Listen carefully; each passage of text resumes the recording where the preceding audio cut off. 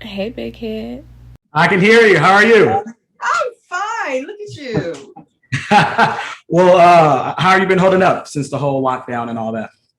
Um, it was actually okay. I was isolated and busier. Not quite sure how that worked. And tons of people try to stay busy with the whole puzzles and video games, whatever they can get their hands on indoors. I had no time to do nary one away because I do words with friends and I always have 50 games going. But I had no time to do nary a puzzle. Manai and I have been on what we call a COVID calendar. So we are just as likely to wake up at 2 and work all the way until 6 in the morning. Or then there'll be some days when we'll go to bed at 10-ish and then wake up at 7:30. We just don't know. It's a COVID. So she's already following into your footsteps at a I have very early age. Sooner or later, she's going to have that binder that you like to carry around, that black one. Sooner or later, she's going to have one. I still have that binder. Well, it hasn't failed you yet. Okay, so first and foremost, I wanted to say thank you for being a part of a channel that I'm starting up. And you are one of my very first people that I contacted to be on one of my first episodes. So I appreciate you for showing up. Thank you. I appreciate it. Congratulations. Thank you. Okay, so obviously this is your very first time here, so we're going to start from the very beginning. Ooh. So you were born in Watts, California. I was. And what was Watts like in the 60s? It was a neighborhood. Elementary school, play outside, ride bikes. And then 65 came and the riot happened. Right. And we're going to get to that for sure. Yeah. So other than that, you guys were a pretty close-knit community, you would say. Close-knit community, yeah. I hear you. Was it a one or two parent household? It was one, but it was multi-generational because I was raised as much by my grandparents as I was by my mom. My mom had me when she was 17. And so it's all under one roof? Your grandmother, your mom? No, and okay. We were in two separate households, but I was always with my grandparents because my mom in the 60s, so we're still in the midst of the civil rights movement. And both my mom and my grandmother were doing social justice work even then. Okay. So it runs deep. It runs deep. It runs really deep. I am actually fourth generation social justice. So you're carrying the torch to your youngest daughter or whoever? Apparently. So I remember organizing meetings and political conflicts and getting all of the inside dirt on different politicians, even as a 6- and 7-year-old. This is not Google. This is not Google. So you're doing a lot of footwork. You're doing a lot of reading. You're doing a lot of, hands-on, door-to-door type to figure out, dirt on politicians. So you're asking me what it was like to grow up. So now you triggered a very early memory because I learned to read at my grandfather's knee, reading the sports pages of the Los Angeles Times. He was a big sports guy. Or was he more like, by default, because he always wanted boys and he had 2 girls. Okay. And then his 2 girls had 2 girls. Okay. And then I started reading hella early. And so he looked at me, he said, okay, you're the one. And so I literally started reading the Los Angeles Times.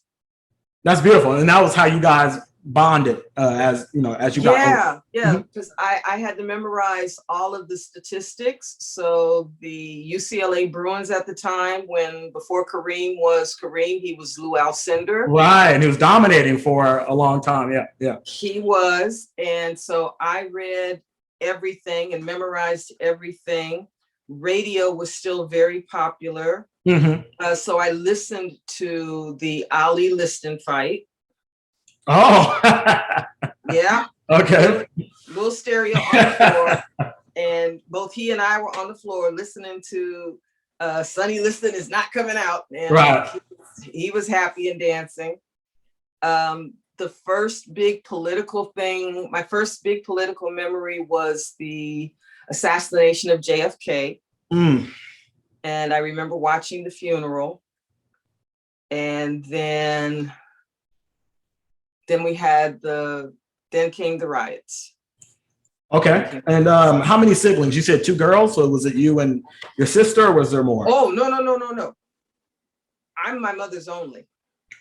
Oh, okay. So they say a lot about only childs. Only, would you like to break that misnomer or? It all depends on which trope of the only child. Well, it depends on where you want to take it. What have you heard growing up, being the only child? Ridiculously pampered. But it was pampered in terms of creative arts, actually. I remember piano lessons. I remember ballet lessons. I remember my first experience with spoken word was 1964. My mother took me to see the touring company, the original touring company of Raisin in the Sun. Okay. And we had amazing seats. So I saw Sidney Poitier, Ivan Dixon, Glenn Turman, Ruby Dee, and B. Richards on stage, like almost in my face. And watching theater, live theater, people that looked like me, I was transfixed. And I knew that you could do some magical shit with language. Right. And that was it for me. And that's when you got bit by the bug in 64. That's when I got bit by the bug. Yeah. I hear you. Okay, so only child. Were you guys like upper, middle, lower class? What would you say? When you're a kid, you don't really know the struggles that your parents are going through. Right. Because I had a unit. I had my cousins, I had my mom, but most of all, I had my grandparents, and we were always doing something. If it was camping, or it was just going places, going to the ice capades. We were related by marriage to one of the Harlem Globetrotters. So whenever they came to town, it was big. They was hot back then. They were very hot back then. Hot, right? So you get front row seats and just doing stuff. So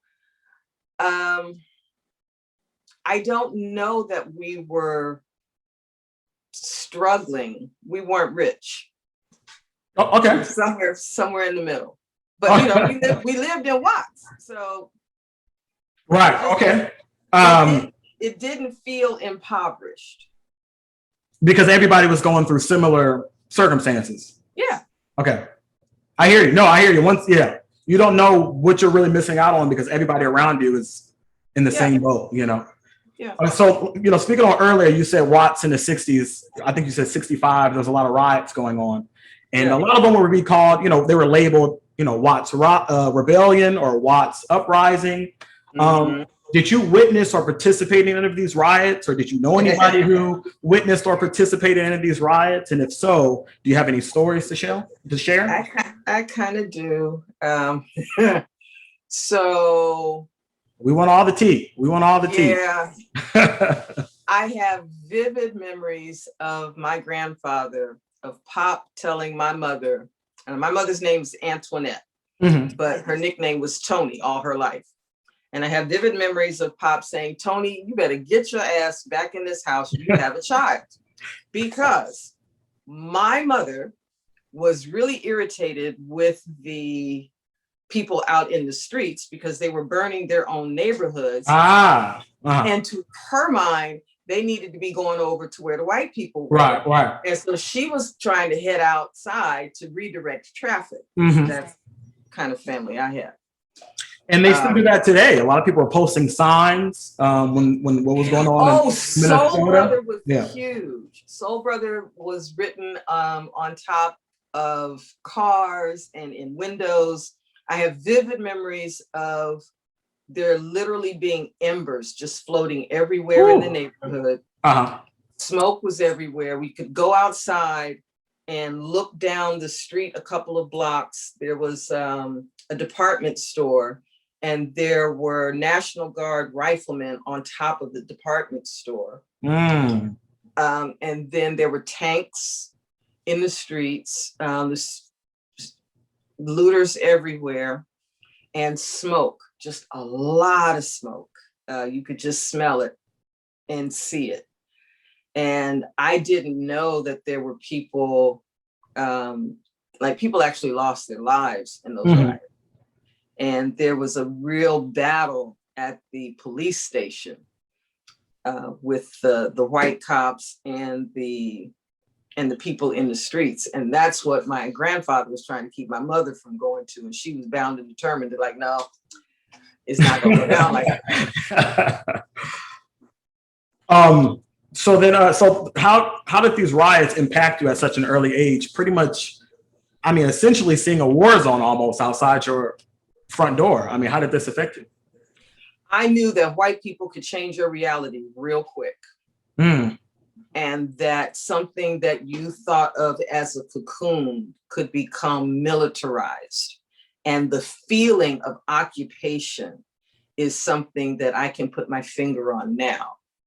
To see how jolting that is, that the streets that you were riding your bike on with your friends in the neighborhood a couple days before, and now it's littered, it's burning, and there are Jeeps going up and down, and it shifts your reality like permanently. And that's so odd that something that is, what would you say, about 60 years ago, it's still going on today, you know? So, I mean, nothing has changed, unfortunately, you know? Yeah, because the occupation is still there. The root causes are still there. The police are essentially an occupying force in Black communities. And they are acting with just as much impunity now as they did then. You can take pictures of 1965 and put them with 2020. And if you made 2020 pictures black and white, you wouldn't know the difference.